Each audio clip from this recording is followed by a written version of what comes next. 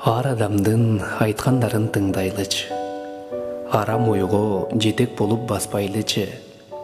Азын оолак ийгиликке жеткен кезде алдын тосуп буттан чалып жыкпайлычы. Акыйкат сөз сүйлөөдөн талбайлычы. Ак караны аңдап билип ылгайлычы. Абийир намыс ыйманды унуткарып, акмакчылык, айбанчылык кылбайлычы. Акча байлык мансап үчүн жүгүрбөйлү. Амал берем десе алдына жүгүнбөйлү. Алдамчылар амал көйлөр айткандарга, адамдар эй ишенбейли сүйүнбөйлү. Алар элдер эмне дейт дебейличи. Акыретти өлөр күндү эстейличи.